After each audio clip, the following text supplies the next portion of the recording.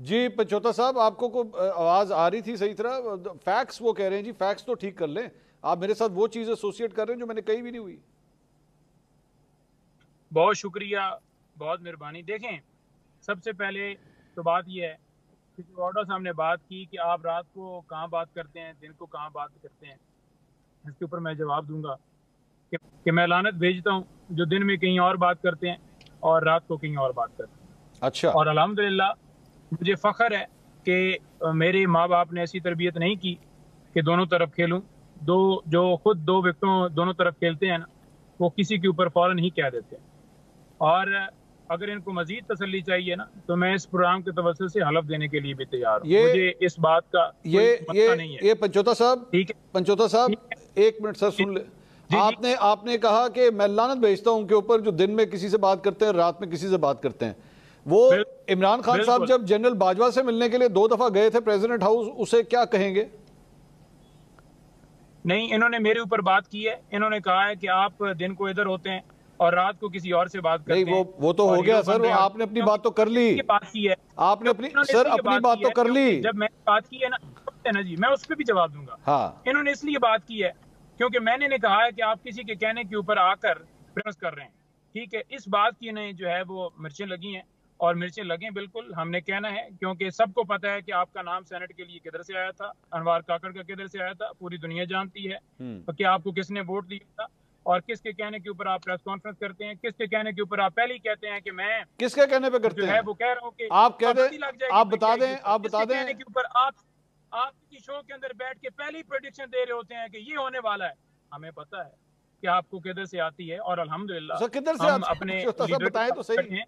बेशक बेशक बेशक हम नए आए होंगे, बेशक हमें 4 साल हुए होंगे, बेशक बतौर वकील हमारी नुमाइंदगी होगी और एज एक जमात के अंदर हमने टिकट लिया और एज ए हम यहाँ पर आकर उनकी नुमाइंदगी करते हैं। ठीक है, पॉलिटिक्स में भी एक शमूलियत हुई है। लेकिन अल्हम्दुलिल्लाह 9 मई को जिस वक्त आप लोग सारे भाग गए थे, उस वक्त हम खड़े थे और उसके बाद जब जब जो हालात बुरे आए, हम अल्हम्दुलिल्लाह इमरान खान के साथ खड़े हैं और हमें पता है वो मंसूर एक साहब, सच्चा लीडर है। वाडा साहब जवाब देना चाह रहे हैं सर। मंसूर साहब, जी जी वाडा साहब, गो अहेड। मंसूर साहब, वाडा मंसूर साहब, वाडा मंसूर साहब, साहब यार रुक जाए, रुक जाए, रुक जाए, रुक जाए, रुक जाए, रुक जाए, रुक जाए। पंचोता साहब ने एडमिट कर लिया है कि 9 मई को हम खड़े थे, हमने किया है, हम भाग गए थे। मेरी जान, मैं भागा नहीं था, मुझे तो निकाल दिया गया था। मैं भागने वाली फेहरिस्त के बेशर्मों की शक्लों वाला आदमी नहीं हूं जो पीटीआई के हाथ बांध के पीछे आगे प्रेस कॉन्फ्रेंस की थी। आपने भी एडमिट किया है कि आप 9 मई को खड़े रहे थे। आप पीछे मत भागना, आप पीछे मत भागना। आप लानत की बात की है। दूसरा ये बच्चोता साहब, मेरी बात सुन ले, एक्साइटेड ना हो, एक्साइटेड ना हो, पानी पी ले, पानी पिए, पानी पिए, पानी पिए, पानी पिए, पानी भिजवा दूं आपको, जूस भिजवा दूं सर। मुझे सर मेरी बर्दाश्त तो इतनी है कि आप सोच नहीं सकते। मेरी चीज आप बर्दाश्त नहीं कर सकते, चीखें निकलना शुरू हो गई आपकी। मैं दोनों तरफ खेलने वाला भगौड़ा नहीं हूँ, आप ऐसे नहीं कह सकते। आप चले मेरी बात सुने, देखिए मेरी बात सुने, आप तो बड़े पर्सनल हो गए। मैंने तो आपको सिर्फ इतना सा कहा था, देखिए मैंने तो आपको इतना कहा था, आप रात को कहाँ बात करते हैं, दिन को कहाँ बात करते हैं, आप तो बड़े परेशान हो गए। चले मैं जी आगे चलूँ मैं। नहीं चले चले भाई को पानी पिला दे मंसूर साहब। अच्छा पंचोता साहब, इसीलिए मैं आपसे कहता हूँ कि प्लीज आप फैक्चुअल गेस्ट को बुलाया करें। जी यहाँ लोग एक्साइटेड हो जाते हैं। चले पंचोता साहब, एक्साइटेड। मैं बिलाल कियानी साहब के पास जाता हूँ। साहब, मैंने तो आपके लिए कहा ही नहीं, मैंने तो आप पे कोई इल्जाम नहीं लगाया कि आप कहां से, मैंने कहा रात को बात करते थे, आपकी एक्साइटमेंट आपको बता दिया कि आप कहीं बात कर रहे थे, आपने एडमिट किया और 9 मई के ऊपर भी आपने एडमिट किया है कि हम 9 मई में खड़े रहे, तो फिर उसका म्यूजिक का ट्रायल भी तैयार हो जाए। और तीसरा ये मंसूर साहब पंचोता साहब को रिक्वेस्ट करें कि मेरी बात से मेरे झूठा इल्जाम लगाए, मैं उसकी बिल्कुल आपका हक बनता है पंचोता साहब। आपको मैं, आपने मुझे मिर्चें दी हैं, मैं मिर्चें तो नहीं खाता, लेकिन मैं आपको तोहफे के तौर पे गाजर जरूर पेश कर सकता हूँ। अच्छा चले आगे, आपको ज्यादा पसंद है वो सर आगे चलते हैं, आगे मिर्चें ना लगे आपको। आगे चलें सर, आगे चलते हैं। नहीं मंसूर साहब, क्योंकि हरी मिर्च खा के तो मिर्चें लग जाती है ना, पानी पीना पड़ेगा, मैं तो गाजर दे रहा हूँ। चले नहीं सर, वो सब्जियां बंद कर दें, आगे चलते हैं बिलाल कियानी साहब के पास। कियानी साहब, सर ये सारी सूरत हाल जो हो रही है, लग इस तरह रहा है कि ये जो रिजर्व सीट्स का केस है, शायद इसके अंदर भी आपके लिए प्रॉब्लमेटिक सिचुएशन बन सकती है। लग नहीं रहा ये सीटें वापस आपके पास आएंगी। मंसूर साहब देखिए, मामला सब जुडिस है, फुल कोर्ट बैठा हुआ है, लाइव प्रोसीडिंग्स हो रही हैं, तो let's see where it goes. मुख्तलिफ जजेस हैं, उनके मुख्तलिफ रिमार्क्स आते हैं सामने। मगर देखिए, बुनियादी तौर पे जो फैक्ट्स हैं वो ये हैं कि ये जो पीटीआई बैक्ड कैंडिडेट्स थे, जब इन्होंने सुन्नी इत्तेहाद काउंसिल ज्वाइन की और इनकी जो बड़ी 4-5 स्टार ये कहते हैं इनकी लीगल टीम है, जो नेशनल असेंबली के भी फ्रंट रो में ऑपोजिशन की साइड पे बैठी होती है और वकील गिनवा गिनवा के थक जाते हैं, उस टाइम पे क्या इनको नहीं पता था कि जिस जमात को ये ज्वाइन कर रहे हैं उसने जनरल सीट्स पे कंटेस्ट नहीं किया हुआ, उसने कोई लिस्ट इंडिपेंडेंट कैंडिडेट्स की नहीं सबमिट की हुई और ये आगे नहीं एलिजिबल होंगे? ये फैक्ट्स इनको या तो पता नहीं थे तो फिर पूरी लीगल टीम फायर होनी चाहिए। और ये इनके तो बल्कि एक मेंबर स्पीकर भी रहे हैं, असद कैसर साहब। तो ये अगर इनकी अंडरस्टैंडिंग थी तो इन सबको छुट्टी हो जानी चाहिए। अगर ये अंडरस्टैंडिंग थी और इसके बावजूद इन्होंने किया तो फिर इनका यही ख्याल था कि आज इधर घुस जाओ, कल फिर हम आके रोना पीटना शुरू कर देंगे, फिर ये रोए पीटे। अब टेक्निकली लीगली इलेक्शन कमीशन ने एक चीज कर दी कि इनकी सीट नहीं बनती। बाद में एक ही इंटरप्रिटेशन हुई कि ये सीट्स वेकेंट नहीं रह सकती, इसलिए जो रिमेनिंग पार्टीज है उसको दे दी जाए। बहरहाल मामला आज सुप्रीम कोर्ट में है। हमारी ये सुप्रीम कोर्ट कैन इंटरप्रेट, बाद में सुप्रीम कोर्ट को जो फैसला आएगा हम तो उसे तस्लीम करेंगे। मगर मैं ये फैक्ट जरूर रखना चाहता हूं कि पीटीआई ने ये फैसला सोच समझ के इन फैक्ट्स को मद्देनजर रखते हुए उस टाइम किया था, इसलिए आज इसको इस पे रोना पीटना नहीं चाहिए। उनको पता था वो उस टाइम पे क्या कर रहे हैं और इसके रैमिफिकेशंस क्या होंगे। वाडा साहब, एक और डेवलपमेंट मैं आपसे पूछना चाहूंगा। जाहिर बात, अभी आप थोड़ी देर पहले फरमा रहे थे कि आपने बड़ा टाइम गुजारा है पाकिस्तान तहरीक-ए-इंसाफ में। ये परवेज इलाही साहब बाहर आ गए हैं लेकिन एक्टिव नहीं हुए, अभी तक कहीं नजर नहीं आए। मतलब वो तो बड़ी प्रेसिडेंट, गालबन उनकी प्रेसिडेंट की पोजीशन है, वो एक्टिव नहीं हुए। और शाह महमूद कुरैशी साहब भी अब बरी हो चुके हैं, तो और अहलियत भी हो गई है उनकी इलेक्शन लड़ने के लिए। आप देख रहे हैं कि क्या परवेज इलाही साहब अब होंगे एक्टिव या नहीं होंगे? अब तक कोई बयान नहीं आया उनका। देखिए मंसूर साहब, एक तो ये कि एज ऑलवेज परवेज इलाही साहब ने बड़ी कुर्बानी दी है पार्टी के लिए, लेकिन उनको सिले में ये मिला है कि जिस दिन उनकी रिहाई का ऑर्डर आ रहा था उस दिन अचानक से नमूदार हो गए बहादुर अहमद अजहर साहब। जी जी। और अहमद अजहर साहब ने आके ये भी कहा कि मुराद सईद साहब भी बाहर आने वाले, जबकि मैंने उसी वक्त ट्वीट किया कि मुराद सईद नहीं आएंगे। उसके 2 दिन के बाद पीटीआई के चेयरमैन समेत सबने कहा कि मुराद सईद को नहीं आना चाहिए। मेरे 2 सवाल है, मेरे 2 सवाल ये है। पहला सवाल ये है कि जो नमूदार हुए थे उन्होंने कहा कि मुराद सईद बाहर आ रहे हैं, मैंने उसी वक्त कहा वो नहीं आ रहे, वो नहीं आ सकते। और उसके बाद पूरी पार्टी ने कहा कि उनको नहीं आना चाहिए। तो क्या वजह है कि मुराद को कहा है कि बिल्कुल नीचे छुपे रहो? क्या वजह? ये आप लोगों ने ढूंढी है। ओके, ठीक है। दूसरा ये कि आपने ये ढूंढना है कि सुप्रीम कोर्ट खुला था, ये तो बिल्कुल ठीक खुला था, आईनी इशू था, इसलिए मॉनिटर करने के लिए उन्होंने रात को अदालतें खोली। जज अतरमुल्ला की इस्लामाबाद हाई कोर्ट क्यों खुली थी रात के अंधेरे में? उसकी क्या वजूहत है? उस वक्त क्या आईनी बहरान था? क्या था या नहीं था? और था तो क्या था और क्यों था? क्या कोई ख्वाब था, कोई मदाखलत थी या नहीं थी? नहीं, वो मुझे याद आ गया वाडा साहब, मुझे याद आ गया। मेरे ख्याल में उस वक्त इस्लामाबाद हाई कोर्ट में शायद एक पिटीशन फाइल हुई थी कि मुल्क में मार्शल लॉ ना लग जाए, जहां तक मुझे याद आ रहा है। मेरे ख्याल में कोई इस तरह की एक पिटीशन फाइल हुई थी। तो सर अगर मंसूर साहब मैं आपका तज्जिया मान लूं, अगर मान लूं क्योंकि आपकी क्रेडिबिलिटी है, तो क्या ख्वाब आया था या कोई मदाखलत थी या किसी ने इन्फॉर्म किया था कि रात को 12 बजे स्टाफ भी आ गया, मीडिया के भी वो रिपोर्टर्स आ गए जो उनको कवर करते हैं, अदालतें खुल भी गई? वो क्या था?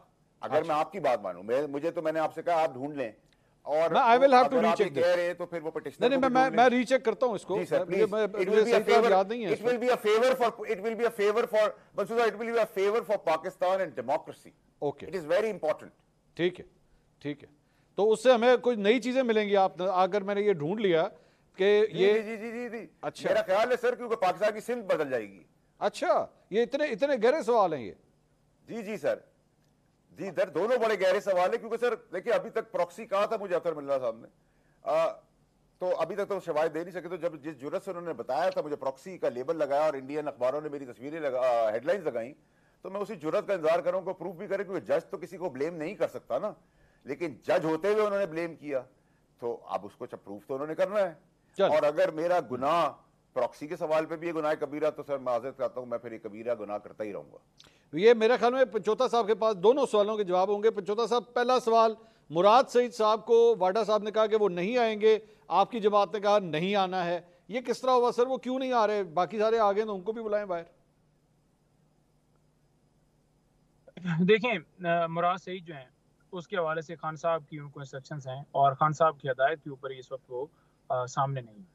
उसकी रीज़न एक ये भी है क्योंकि आपको पता है कि जिस तरह से लोगों के साथ जुल्म ज्यादती और प्रेस कॉन्फ्रेंस वाला सिलसिला उठा लेना, अगवा कर लेना, फिर प्रेस कॉन्फ्रेंस करवाना और सारा सिलसिला था, मुराद सईद के हवाले से कुछ हमें अच्छी जो है वो खबरें वायद नहीं थी कि उस हवाले से हमें था कि खास तौर पर उसे टारगेट किया सर पूरी पार्टी तो आ गई है जान को जो है पंचोता साहब, पूरी पार्टी तो बाहर आ गई है, रह कौन गया?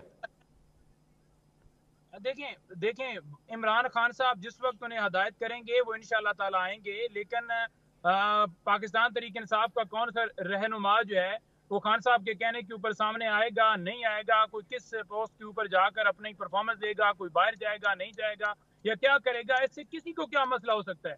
लेकिन अगर खास तौर पर यह कहा गया है कि आप जाकर इस मामले को उठाएं ताकि वो आए, तो मुझे इस बात की समझ नहीं आती। नहीं पंचोता साहब, आपने अभी कहा कि मुराद सईद साहब ने सवाल करें ना, हम सुने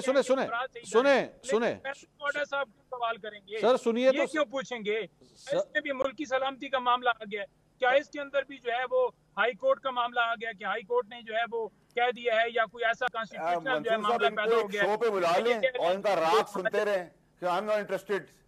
एक तो इनकी आवाज भी मुझे इरिटेट कर रही है, उनके बात करने का तरीका भी मुझे समझ नहीं आ रहा है, ये चीख रहे हैं, चिल्ला रहे हैं, इस तरह बात करें, मुझे समझ तो आए ना। मैं ये कह रहे हैं कि पंचोता साहब की बात समझ ही नहीं आ रही। मैं वाटा साहब वो और मैं पंचोता साहब मेरा सवाल, एक मिनट सर, पंचोता साहब मेरा सवाल तो सुन ले सर। आपने अभी कहा कि मुराद सईद साहब ने पैगाम पहुंचाया है इमरान खान साहब को कि मैं अब मंजिल आम पे आना चाहता हूं, किसके जरिए पैगाम पहुंचाया है ये? देखें उनका राब्ता जो है मुख्तलिफ गाजर पहुंच गई है मेरे ख्याल से के साथ और मुख्तलिफ सोर्सेज से उनके जो है वो मैसेज आ जाते हैं और उस मैसेज के जरिए ही हमें जो है इत्तला मिली और खान साहब तक कन्वे किया गया। लेकिन जो है वो सोर्स मैं अभी यहाँ पर नहीं दे सकता ताकि उससे पहले को सोर्स के पास पहुंच जाए और सोर्स को उठा लें। तो लिहाजा जो है वो खान साहब का फैसला है, वो जिस वक्त कहेंगे वो इंशाल्लाह आएंगे, कोई मसला नहीं है।